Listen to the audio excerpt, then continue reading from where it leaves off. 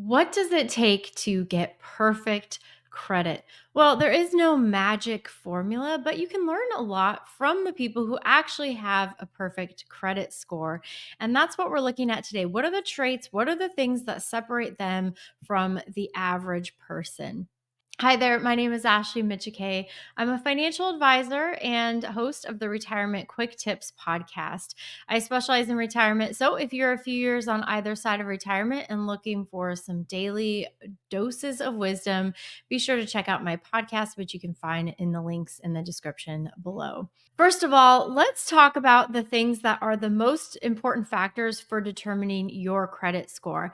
And those two factors are payment history and your credit utilization. So, payment history, probably the most obvious, and it actually accounts more than anything else. It accounts for what makes up your credit score. It's like a one third, a little bit over one third of your credit score is based on, did you pay your bills on time? Did you miss any payments? Are you consistently paying your credit card bills, your other bills, your obligations, etc.? And that makes sense. Lenders want to know, does this person, all they care about is, are you going to pay back? Okay. So, like, did she pay back her loan on time, etc.? So they'll look at payment history. And the other thing that they look at is credit utilization.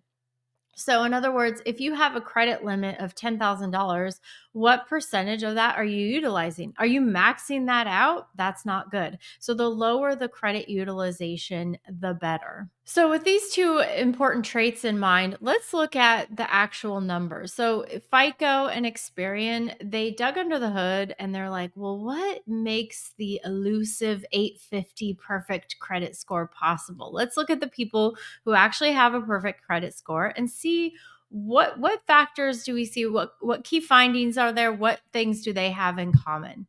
And the first one, which I just talked about, is credit utilization. And the conventional advice is that you should have about 30% of your credit limit that you're utilizing or less. So if you have a $10,000 credit limit, you don't want to go above $3,000 or 30% of that. But what's interesting and what I found really compelling if you're trying to improve your credit score is that for people who have perfect credit, that credit utilization is only 4%. So, what this means, and they also have on average 6 credit cards. So, let's just assume that you have a $10,000 limit across 6 different credit cards. So, 10,000 each per credit card. So, that's $60,000 in total credit. Well, you have a pretty high credit limit overall, but if you're only utilizing 4% of that, you're at what, like $2,400 of credit that you're using of your $60,000 credit limit overall. And that's what you see when you look under the hood of someone who has a perfect credit score: really high credit limits and really low utilization. And so that's probably the number one factor differentiator that you'll find especially because credit utilization or lack thereof is such an important factor. The other thing, obviously, is that people with perfect credit, they never miss a payment. They're always paying on time. They've never had an account that's gone to collections or been delinquent on anything ever at all. And so, the goal here is you want to have access to a lot of credit and you're just not using it. That is what I think more than anything can help improve your credit score. The other thing that I find interesting is, and not surprising, is one of the other factors, although it is less important, is your credit history. And so the average age of the oldest account for someone who had perfect credit was 30 years. So, this is the person who got a credit card in 1994 and they still have that credit card open. And so, long history is very important. And obviously, the older you are, a lot of you watching are Gen Xers, baby boomers. You benefit from the fact that you've had a long credit history in most cases. So that's a big factor. I already mentioned the number of credit cards. Average number is 6. Again, we want to try to get higher credit limits with these, but then not using it. And then, the other thing, I know Dave Ramsey kind of poo poos the credit score and other personal finance people. And that's because you actually have to have debt in order to have it help your credit score. So you have to use your credit cards. You have to have a credit history. You have to apply for, you have to have a mortgage, car loans, etc. And so, people like Dave Ramsey might say, well, you don't need any of that. The goal is to have no debt. And while I would generally agree with that, the reality is that most of us are going to have a car loan. We're going to have a mortgage.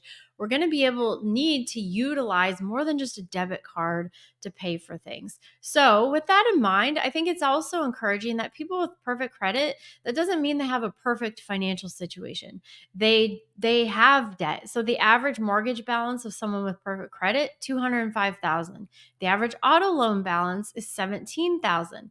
They also have personal loans as well. So the average personal loan balance is $33,000. So again, you don't have to have a perfect financial situation and no debt to have a perfect credit score.